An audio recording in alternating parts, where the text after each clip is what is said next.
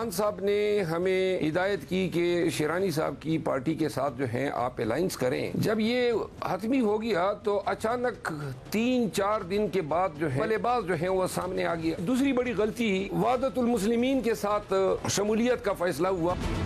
फिर अचानक जो ये फैसला हुआ कि जी हम सुन्नी इत्तेहाद कौंसिल में शमूलियत करते हैं। ये दो गलत फैसले हैं। 80 से ज़्यादा सीटें जो है वो हम इन गलत फैसलों की वजह से लूज कर गए। परवर साहब दुरुस्त फरमा रहे हैं। बात तो ऐसी ही है कि पहले फैसला यही था कि हम शुरानी की पार्टी के साथ हम इत्तेहाद करेंगे, क्योंकि उन्होंने इलेक्शन में कंटेस्ट भी किया था और उन्होंने लिस्ट भी दी हुई थी अपनी रिजर्व सीट की। नेक्स्ट चॉइस MWM की थी, क्योंकि उनके पास भी उन्होंने भी कंटेस्ट किया था इलेक्शन और उनका भी पार्लियामेंट में एक मेंबर था। ये फैसला हो गया था, लेकिन फिर आखिरी मिनट पे तब्दील हो गया और वो सुन्नी इत्तेहाद काउंसिल के पास हो गया। हमने जो कि सुन्नी इत्तेहाद काउंसिल को ज्वाइन किया था, जो एक प्रॉपर डिसीजन था, सही डिसीजन था, सोच समझ करके हमने कर दिया था। ये एक संजीदा और बेहतरीन और सही फैसला था जो उस वक्त हमने किया था और हम उस पर अभी भी कायम हैं। बिस्मिल्लाहिर्रहमानिर्रहीम, अस्सलाम वालेकुम। आप देख रहे हैं मेरे सवाल और मैं हूं मुनीब फारूक। किसी ने दुरुस्ती कहा है कि पहले तोलो और फिर बोलो और पहले सोचो और बाद में फैसला करो। शायद ये बात पाकिस्तान तहरीक इंसाफ के ऊपर आज के दौर में अप्लाई नहीं करती। इस वक्त जमात की कैफियत क्या है? एक लीडरलेस जमात है। वो इसलिए कि जनाब इमरान खान पाबंद सलासिल है, बहुत से मसाइल का सामना है। एक डील जो कि अब तक स्ट्राइक नहीं हो सकी और वो डील जिसके पाकिस्तान तहरीक इंसाफ मुतमन्नी है वो किसी से छुपी हुई नहीं है। सारा इनकलाब, जैसे मैं हमेशा कहता हूँ, वो एक लाइन के अंदर समा जाता है कि भाईजान मेरी सेटिंग करवा दीजिए। ये है पूरा इनकलाब जिसके गिर्द पाकिस्तान तहरीक इंसाफ की सियासत घूम रही है। लेकिन पाकिस्तान तहरीक इंसाफ का दावा शुरू होता है 180 सीटों से। 180 सीटों के हवाले से पाकिस्तान तहरीक इंसाफ ने कितनी पिटिशन्स फाइल की, कितने इंतखाबी उज़ादारियों के हवाले से क्लेम्स फाइल किए, कितनी एविडेंस प्रोवाइड की, ये अपने अंदर एक सवाल मौजूद है और सवाल के तौर पर एग्जिस्ट भी करता है। पाकिस्तान तहरीक इंसाफ आज खुद ये कहती है, उसके जो बड़े लीडर्स हैं जो कि कुछ MNA इलेक्ट हो चुके हैं, वो ये कहते हैं कि फ़ैसले हमने गलत किए, जिसके बाद हमें मखसूस नशिस्तें तकरीबन 80 के करीब टोटल हम उनसे हाथ धो बैठे। लेकिन इल्ज़ाम इलेक्शन कमीशन पर, इल्ज़ाम पाकिस्तान की अदलिया के ऊपर और इल्ज़ाम ये भी कि ये फ़ैसले भी एस्टेब्लिशमेंट ने करवाए हैं। ये बात किस हद तक दुरुस्त है? दूसरी जानिब IMF के दफ्तर के बाहर एहतजाज हो, उसे कहा जाता है कि जी ये हमने नहीं करवाया, लेकिन एहतजाज हुआ तो ठीक था। फ़ौज के खिलाफ नारे लगे तो हमने नहीं लगवाए, इसके बारे में इल्म नहीं है। दूसरी बात ये कि जिस तरह से ये मामला आगे बढ़ रहा है, पाकिस्तान तहरीक इंसाफ के अंदर अब भी चंद आवाज़ें ऐसी हैं जो ये वॉर्न कर रही हैं कि ये मामलात, ये मसाइल अपनी जगह मौजूद हैं और अगर इनकी दादरसी ना की गई, मसाइल को हल ना किया गया और चोरी शुदा मैंडेट वापस ना किया गया तो इंतशार किसी सूरत हाल भी पैदा हो सकती है। पाकिस्तान तहरीक इंसाफ की जानिब से जनाब असद कैसर साहब पहले ही ये ऐलान कर चुके हैं कि ईद के बाद वो क्या करने वाले हैं। असद कैसर साहब ने कहा कि इतना अवामी दबाव आएगा कि खुद हुकूमत छोड़कर भाग जाएंगे।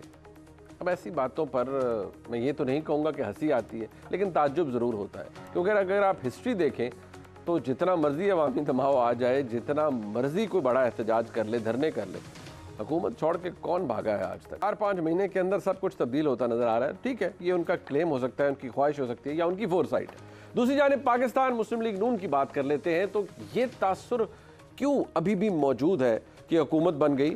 शहबाज शरीफ साहब इस वक्त वज़ीर आज़म हैं, मोहतरमा मरीम नवाज़ शरीफ साहिबा वज़ीर आला पंजाब हैं, लेकिन एक हल्का है जिसे NA 130 का हल्का कहा जाता है, लाहौर का हल्का है और कहा जाता है कि ये हल्का खुलेगा और इसके जो नताइज हमारे सामने हैं, मियाँ नवाज़ शरीफ साहब यहाँ से फातेह डिक्लेयर हुए, ये फ़ैसला बदलेगा और इससे मियाँ नवाज़ शरीफ की सियासत को एक धचका पहुँचेगा। अब इसके ऊपर अगर थोड़ी सी रिसर्च की जाए तो जो फॉर्म 45 हमारे सामने मौजूद है, जो मुख्तलिफ जर्नलिस्ट ने इसके ऊपर प्रोग्राम भी किए हैं, इसको हाईलाइट भी किया है, लेकिन एक फैक्ट ये मौजूद है कि क्या इंतखाबी उज़ादारी के हवाले से कितने क्लेम्स इस सीट के हवाले से पाकिस्तान तहरीक इंसाफ की जानिब से इलेक्शन कमीशन में फ़ाइल किए जाए। बताया जाता है कि 2 के करीब दरखास्तें आई थी, लेकिन जारी बात है जब ऑफिशियल नोटिफिकेशन हो गए तो कुछ दरखास्तें इन्फेक्चर्स हो गई। इस दफ़ा आज की तारीख में तकरीबन 2 के करीब उज़ादारियाँ एग्जिस्ट करती हैं, लेकिन ये सिलसिला आखिर कब तक रुकेगा? क्योंकि एक जाने मुस्लिम लीग नून के अपने ही साबिक MNA मियां जावेद लतीफ़ कहते हैं कि मैंने जब अपने की रिकाउंट की बात की तो मुझे कहा गया कि फिर आपका हल्का अगर रिकाउंट होगा तो फिर NA 130 में भी रिकाउंट होगा। यानी वो उनका जुमला ये था कि देखिए ब्लैकमेलिंग का ये आलम है। तो ब्लैकमेलिंग एक्चुअली कौन कर रहा है? ये तमाम गुफ्तगू हम करेंगे। हमारे मेहमान हमारे साथ मौजूद हैं। मंसूर अली खान साहब हमारे साथ मौजूद हैं, सीनियर सहाफ़ी हैं, बहुत शुक्रिया आपका। हसन अयूब साहब हमारे साथ मौजूद हैं, सीनियर सहाफ़ी हैं, आपका बहुत शुक्रिया। मोहतरमा अज़मा बुखारी साहब हमारे साथ मौजूद हैं, वज़ीर इत्तलात पंजाब हैं। उनके से मौक़िफ़ भी इसलिए लेंगे क्योंकि वो सेक्रेटरी इन्फॉर्मेशन पंजाब भी हैं पाकिस्तान मुस्लिम लीग नून की, और ये हल्का लाहौर का है। और पंजाब की वज़ारत आला के हवाले से बहुत ज़्यादा तनकीद ये भी होती है, कुछ लोगों ने उसका नया नाम दे दिया कि पंजाब में एक सूबाई हुकूमत नहीं बल्कि एक स्टार प्लस का ड्रामा चल रहा है। ये तनकीद दुरुस्त हो रही है, नहीं हो रही है, ये एक्चुअली सर्विस डिलीवरी है। और अब यही है, this is the new normal. जब तक आप लोगों को दिखाएंगे नहीं कि आप क्या कर रहे हैं, उस वक्त लोगों को पता नहीं चलेगा। लेकिन सबसे पहले जरा हम इस तरफ आ जाते हैं। मंसूर साहब, ये आपने भी देखा है, इसको एवेल्यूएट किया है, क्या वाकई पाकिस्तान तहरीक इंसाफ में कहूँ, सुन्नी इत्तेहाद काउंसिल कहूँ, वो कहते हैं ना दे मिस द बस, गलत डिसीजन गलत मौके पर लिए, और अब शायद वो कहते हैं ना सर पीटने के अलावा कुछ बाकी बचा नहीं है। यू स्टिल थिंक कि they have enough to capitalise on?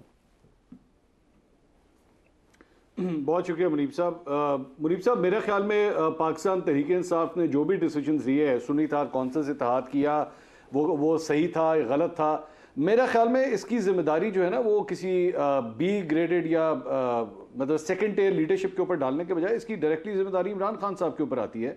मतलब ये लीडर्स, मुख्तलिफ लीडर्स जो है वो ये बात ऑलरेडी कह चुके हैं कि जी हमने जो कुछ भी किया है इमरान खान साहब के अप्रूवल के साथ किया है। तो ऐसा नहीं है कि इमरान खान साहब जो है बरी ज़िम्मा हो जाते हैं। और ये हमने एक ट्रेंड देखा है, ये कोई अब से नहीं है। आप अगर 2018 से भी उठा के देख लें, और जी बुज़दार साहब जो है वो काम नहीं कर रहे, बुज़दार साहब बड़े ख़राब हैं, बहुत उनको चेंज होना चाहिए। और आप जानते हैं कि PTI की लीडरशिप हमारे साथ जब प्राइवेट टॉक्स में बैठती थी तो कहती थी कि जनाब बड़ी गलत चॉइस है, बुज़दार साहब बहुत गलत चॉइस हैं, लेकिन ये बुज़दार ने ये कर दिया, बुज़दार ने वो कर दिया। लेकिन ये कभी नहीं कहते थे भाई बुज़दार को लगाया किसने है, इमरान खान साहब ने लगाया है। तो यहाँ पे भी अगर सब कुछ हुआ है, एक दूसरे के ऊपर इल्जामात लगाए जा रहे हैं, शेरवल मरवत किसी पे लगा रहा है, एक दूसरा बंदा किसी पे लगा रहा है, the buck falls on Imran Khan, he is responsible. ये उनका फैसला था, सही था गलत था वो एक डिफरेंट डिबेट है, लेकिन उनका फैसला है, जिम्मेदारी उनकी बनती है। अब यहाँ पे इंप्रेशन ये दिया जा रहा है जी मिसगाइड कर दिया गया इमरान खान साहब को। तो अगर इमरान खान साहब 27-28 साल की सियासत करने के बाद भी इतने आराम से अगर मिसगाइड हो जाते हैं ना, तो फिर मेरे ख्याल में इमरान खान साहब को अपने तर्ज़े सियासत और हुक्मरानी करने के हवाले से ना सोचने की जरूरत है। वैसे मिसगाइड होते हैं या उनको अनगाइड कर दिया जाता है? अच्छे भले गाइडेड चल रहे होते हैं। आपको पता है कुछ उन्होंने काम ऐसे किए हैं पिछले साल 1.5 साल के अंदर जो कि लगता यही है कि वो अनगाइडेड मिसाइल के तौर पर चले हैं। मंसूर साहब, आपको पता है what I am referring to? नहीं एब्सोल्युटली। और वो आपने मेरे ख्याल में मिसाइल की जो कॉनोटेशन दी है वो तो बहुत ही अच्छी दी है। अब मतलब आप छोटी सी एग्जांपल देख लीजिए, अभी आपने अपने इंट्रो के अंदर भी ये बात कही कि जनाब उधर IMF की बिल्डिंग के बाहर जो है वो एहतजाज होता है, और आज जो मौजूदा चेयरमैन PTI हैं गौर साहब, वो कहते हैं पाकिस्तान तहरीक इंसाफ ने नहीं ऑर्गेनाइज किया, ये ओवरसीज पाकिस्तानीज थे, ये जिन्होंने किया है तो वो अपनी मर्जी से कर लें तो कर लें। तो भाई वो शहबाज गिल ओवरसी पाकिस्तानी है या वो पाकिस्तान तहरीक इंसाफ का कोई रहनुमा है?